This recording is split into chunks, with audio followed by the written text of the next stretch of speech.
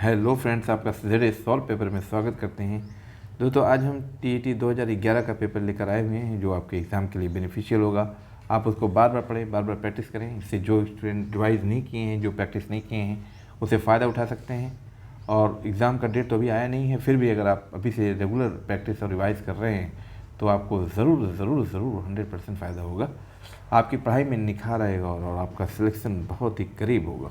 ठीक है, तो इसी दिशा में मैं अपने चैनल पर 2011 का पेपर अपलोड कर रहा हूँ। और मैंने अपने चैनल में देखा कि 2011 का पेपर नहीं था, तो मैं आज इसको दीपावली की छुट्टी होने के कारण सब जितने पेपर बचे हुए हैं, सब पीजीटी वगैरह ये सब जो है हम आपको अपलोड करके बताएंगे। ठीक है, तो आगे बढ़ने से पहले मैं एक वही कहूँगा कि जो फ्रेंड्स नए हैं मेरे चैनल को प्लीज़ सब्सक्राइब करें और वीडियो पसंद आता है तो लाइक और शेयर भी करें। ठीक है, चलिए आगे बढ़ते हैं। क्वेश्चन नंबर 1, जैसा कि आप स्क्रीन पे देख रहे हैं, अशोक के शिलालेखों की लिपि क्या है? तो इसका सही आंसर होगा ब्राह्मी। यहाँ पर इसकी व्याख्या आप लोग ज़रूर देखें क्योंकि व्याख्या क्लियर करती है। इसमें गलत भी हो सकता है, सही भी हो सकता है। अगर गलत होता है तो प्लीज़ आप अपने मैसेज के माध्यम से हम लोग को बता सकते हैं। और जो स्टूडेंट्स मान लीजिए वो भी नहीं समझ रहे हैं तो वो भी पढ़ करके आपके कमेंट को सीख सकते हैं कि सही और गलत क्या है। तो आप सब लोग उसको बिल्कुल ध्यानपूर्वक एक्टिव होकर के सकारात्मक दृष्टिकोण रखते हुए आप लोग बताएंगे। ठीक है, और उम्मीद करते हैं इस चैनल पर सभी स्टूडेंट्स बहुत ही सकारात्मक सोच वाले होंगे, सभ्य होंगे, है ना। इसीलिए तो आप लोग पढ़ रहे हैं, टीईटी पीईटी का एग्ज़ाम दे रहे हैं, आप लोग अध्यापक बनने वाले हैं। पूरी दुनिया को सिखाएंगे कि क्या सही है क्या गलत है, इंसान को कैसे होना चाहिए, जीवन कौशल क्या होता है ना। तो ये सारी चीज़ें आपको पता है। क्वेश्चन नंबर नेक्स्ट देखते हैं। पूर्ण विकसित हड़प्पा सभ्यता लगभग कितनी शताब्दियों तक जीवित रही? तो लगभग 5 शताब्दियों तक जीवित रही। यहाँ पर इसकी व्याख्या है। क्वेश्चन नंबर नेक्स्ट, उपलब्ध प्रमाणों के आधार पर हड़प्पा सभ्यता ने मानव जाति को जो 2 अस्थायी उपहार दिए थे वे क्या थे? तो यहाँ है गेहूँ और कपास की खेती है। ठीक है, क्वेश्चन नंबर नेक्स्ट, हड़प्पा के लोगों के सामान्य घरेलू बर्तन किससे बने होते थे? तो मिट्टी के अच्छी तरह पकाए गए चित्रात्मक बर्तन थे। यहाँ पर देख सकते हैं। क्वेश्चन नंबर नेक्स्ट है, लोथल और चंदुदड़ों का सर्वाधिक महत्वपूर्ण उद्योग क्या था? ये था मन का उत्पादन। दोस्तों आप जो ये आंसर देख रहे हैं इससे आप लोग घबराइएगा नहीं कि आंसर भी तुरंत मिल जा रहा है। सिर्फ आपको रिवाइज़ करना है और कम टाइम में ज़्यादा से ज़्यादा रिवाइज़ करने के लिए सबसे अच्छा माध्यम है कि आपको आवाज़ के साउंड के साथ आपको उसका आंसर भी बताया जाए। और क्वेश्चन तो पहले ही दिया जाता है तो ताकि आपको ज़्यादा परेशानी ना हो। सिर्फ ये रिवाइज़ के लिए बेस्ट माध्यम है। आप कम टाइम में ज़्यादा से ज़्यादा रिवाइज़ करें। क्वेश्चन नंबर नेक्स्ट एक बार फिर देख रहे हैं। पहले लोथल और चंदुदड़ों का सर्वाधिक महत्वपूर्ण उद्योग क्या था? तो यहाँ था मन का उत्पादन। और हड़प्पा कालीन नगरों में कौन शासन करता था? तो था शासन व्यवस्था अज्ञात है ना। यहाँ पर देख सकते हैं कौन शासन करता था, इसके बारे में पता नहीं है किसी को। सभी लोग अनुमान पर आधारित इतिहास को बताते हैं, मालूम है आपको। क्वेश्चन नंबर नेक्स्ट है कि उत्तर वैदिक काल में आर्यों को भारतीय भूगोल के किस अंश की जानकारी नहीं थी? उत्तर वैदिक काल में आर्यों को भारतीय भूगोल के किस पार्ट की जानकारी नहीं थी? तो यहाँ पर दिया हुआ है कृष्णा नदी घाटी तथा दक्षिण भारत की जानकारी नहीं थी। उत्तर वैदिक काल में आर्यों को कृष्णा नदी घाटी तथा दक्षिण भारत की जानकारी नहीं थी। यहाँ व्याख्या दिया हुआ है। क्वेश्चन नंबर नेक्स्ट है, निम्नलिखित में से कौन से ग्रंथ वेदों या श्रुतियों के अंग नहीं थे? तो थे पुराण। क्वेश्चन नंबर नेक्स्ट, युद्ध का प्रारंभ मनुष्यों के मस्तिष्क में होता है, किस ग्रंथ में उल्लिखित है? ये अथर्ववेद में है। नेक्स्ट है, प्रथम बौद्ध संगीत का अध्यक्ष कौन था?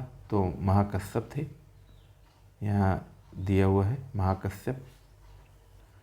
क्वेश्चन नंबर नेक्स्ट, बुद्ध के प्रवचनों का संकलन प्रसिद्ध धम्मपद निम्नलिखित में से किस ग्रंथ का अंग है? यानी जो प्रसिद्ध धम्मपद है वो किस ग्रंथ का पार्ट है? तो धम्मपद किसका पार्ट है? आप यहाँ देख सकते हैं सुत्त पिटक का पार्ट है धम्मपद। ठीक है, अगला, प्रसिद्ध बौद्ध विद्वान अश्वघोष किसके समकालीन थे? तो कनिष्क के समकालीन थे। किसके समकालीन थे? कनिष्क के समकालीन थे। क्वेश्चन नंबर नेक्स्ट, इसकी व्याख्या आप देख करके आगे बढ़ेंगे कि मौर्य दरबार में मिस्र के राजा टालमी फिलाडेल्फस का दूत कौन था? तो थे डायोनेसियस थे। तो यहाँ इसकी व्याख्या दी हुई है। निम्नलिखित में से कौन पक्ष अशोक के धम्म का एक सैद्धांतिक पक्ष नहीं है? तो ये पापों से भय, ये सैद्धांतिक पक्ष नहीं है। इसकी व्याख्या आप देख सकते हैं। क्वेश्चन नंबर नेक्स्ट, अशोक के किस शिलालेख से युद्ध और हिंसा के कारण जनित उनके अंतर्मन की व्यथा प्रकट होती है? तो धौली और जौगढ़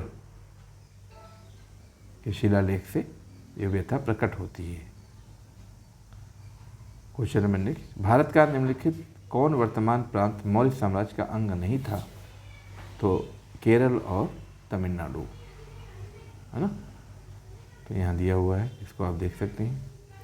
जनपद स्तर पर मौर्य अधिकारियों का सही अवरोही क्रम क्या था? तो प्रादेशिक, राजुक और युक्त। ठीक है, प्रादेशिक, राजुक और युक्त था। यहाँ आप देख सकते हैं। मौर्य काल में शिक्षा का सर्वाधिक प्रसिद्ध केंद्र था। तो शिक्षा का प्रसिद्ध केंद्र कौन सा था? तक्षशिला था, यानी इसका तक्षशिला था, यानी कि ये इसका सही होगा, तक्षशिला था। इसकी व्याख्या यहाँ दी हुई है दोस्तों, एक बार फिर देख ले सकते हैं। यहाँ पर तक्षशिला बहुत फेमस है। अगला है, सारनाथ से प्राप्त अशोक के स्तंभ पर कौन सा पशु उत्कीर्णित नहीं है? तो हिरण नहीं है, बाकी सब है।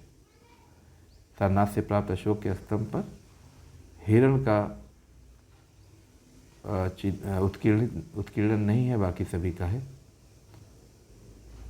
आप देख सकते हैं। Question number next, Rajendra Chola ने किस पाल नरेश को पराजित किया था? तो महीपाल प्रथम को पराजित किया था। नेक्स्ट है, दक्षिण भारत में चोलों का वास्तविक संस्थापक कौन था? तो परांतक प्रथम था। ठीक है। क्वेश्चन नंबर नेक्स्ट, निम्नलिखित में से किससे चोल साम्राज्य के प्रशासनिक प्रभावों का सही अवरोही क्रम ज्ञात होता है? तो यहाँ होगा mandalam, kottam, nadu. Question number next, Chola राजा किस मत के संरक्षक थे? तो वो थे शैव मत के संरक्षक थे। यहाँ इसकी व्याख्या दी हुई है, आप इसको जरूर देखें। क्वेश्चन नंबर नेक्स्ट, दिल्ली सल्तनत का पहला संप्रभु या प्रभुता संपन्न शासक कौन था?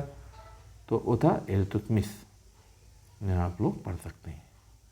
लोधी वंश के शासक किस जाति या प्रदेश से मूलतः संबंधित थे? तो वो थे विशुद्ध अफगानी थे, यानी अफगान या पठान थे। यहाँ इसकी व्याख्या दी हुई है। ठीक है दोस्तों, आगे देखते हैं। अलाउद्दीन खिलजी द्वारा बाजार नियंत्रण व्यवस्था या आर्थिक अधिनियमों के पीछे क्या उद्देश्य था?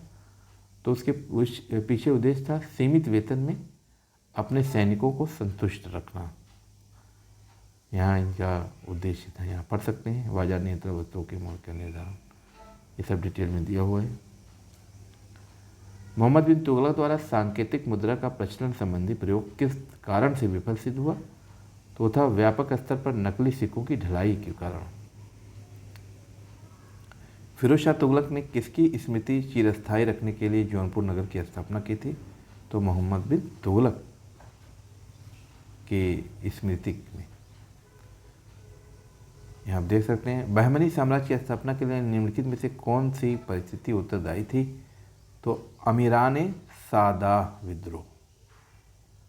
कौन सी परिस्थितियाँ उत्तरदायी थी? तो वो थे अमीराने सादा विद्रोह, यहाँ उत्तरदायी था।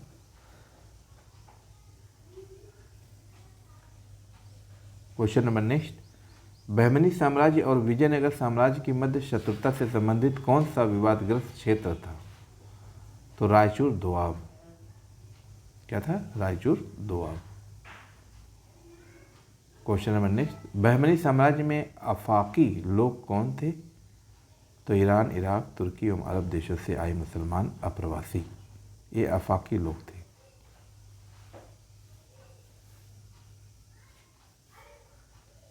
यहाँ पर दिया हुआ कौन सा सुल्तान था जो स्वयं को नायब खुदाई या ईश्वर का प्रतिनिधि कहता था? तो वो था बलबन था। तैमूर को सैयद वंश प्रतिनिधि खिज्र खां द्वारा स्थापित राजवंश क्यों कहा जाता था? यानी तैमूर को सैयद वंश प्रतिनिधि खिज्र खां द्वारा संस्थापित राजवंश क्यों कहा जाता था? तो इसका सही आंसर होगा खिज्र खां पैगंबर का वंशज था। ठीक है, तो यहाँ पर इसकी व्याख्या है। सल्तनत काल में उत्तराधिकार का क्या सामान्य नियम था? तो सल्तनत काल में जो उत्तराधिकार का नियम था वो था अमीरों के मंतव्य और गद्दी के लिए दावेदार व्यक्ति की अपनी शक्ति एवं क्षमता या योग्यता होनी चाहिए। अमीरों के मंतव्य और गद्दी के लिए दावेदार व्यक्ति की अपनी शक्ति एवं क्षमता या योग्यता होनी चाहिए। यहाँ पर इसकी व्याख्या है। बरीद कौन थे? नेक्स्ट क्वेश्चन है, बरीद कौन थे? तो यहाँ इसका सही आंसर होगा गुप्तचर एवं सूचनाएं एकत्रित करने वाले बरीद कहलाते थे। यहाँ इसकी व्याख्या दिया हुआ है। सल्तनत कालीन केंद्रीय शासन व्यवस्था में सर्वोच्च एवं असाधारण उदासीन अधिकारी कौन था? तो उसको कहते थे नायब मुल्क। यहाँ आप देख सकते हैं दोस्तों,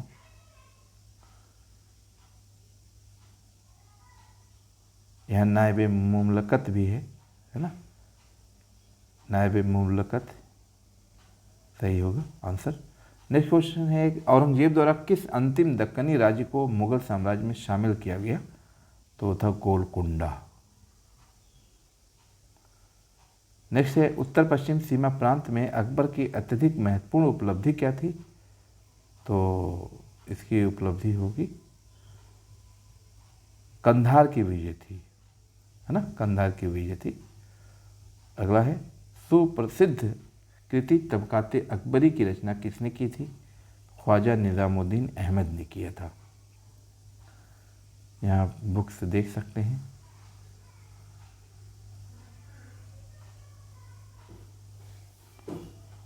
और रचना यहाँ दिया हुआ है, इसको देख सकते हैं। मुगल शासन व्यवस्था के संबंध में निम्नलिखित कौन सा कथन सत्य नहीं है? तो इसमें ए, बी और डी ये सही है और सम्राट को इस्लामी परंपराओं का पालन करना ना, वो कथन गलत है, यानी सी गलत है, बाकी सब सही है। यहाँ आप इसकी व्याख्या देख लीजिए।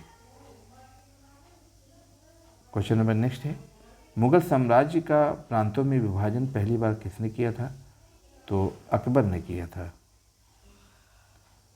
नेक्स्ट है, मुगल प्रांतीय प्रशासनिक व्यवस्था की पारंपरिक नियंत्रण एवं शक्ति संतुलन के अंतर्गत निम्नलिखित में से कौन अधिकारी सूबेदार पर नियंत्रण रखता था? वो था दीवान। Question number next,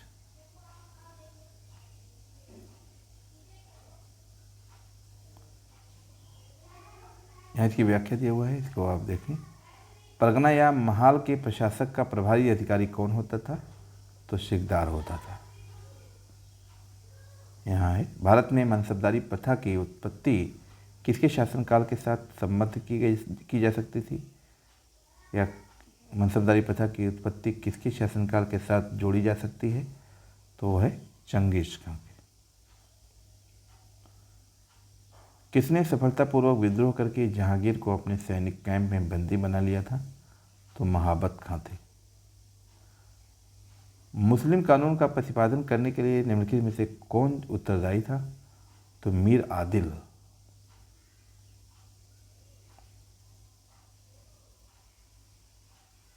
question number next है, अकबर ने किस घटना के स्मरणार्थ फतेहपुर सीकरी की स्थापना की थी? तो वो थी शेख सलीम चिश्ती के आशीर्वाद से, सलीम के जन्म के कारण। ठीक है, अगला क्वेश्चन, अकबरकालीन किस भवन की स्थापत्य योजना को बौद्ध स्थापत्य से प्रेरणा मिली थी? वो थी फतेहपुर सीकरी का पंचमहल और सिकंदरा में अकबर का मकबरा। अगला, जहांगीर के शासनकाल में निम्नलिखित में से कौन से नवीन प्रांत का गठन किया गया था? तो उड़ीसा है। 500 से 2500 से कम की जात वाले मनसबदारों को क्या कहा जाता था? तो उसको अमीर कहा जाता था। मुगल सेना का सेनापति कौन होता था? तो मुगल सेना का जो सेनापति होता था वो मीर बहर होता था, मीर बहर। Question number next, east India company को किस लोकप्रिय नाम से जाना जाता था? तो उसको company of merchants of London के नाम से जाना जाता था। इसका नाम ये है, आप व्याख्या में देखिए। अगला है, भारत में थियोसॉफिकल सोसाइटी को सफलता तथा लोकप्रियता मुख्य रूप से किसके कारण प्राप्त हुई?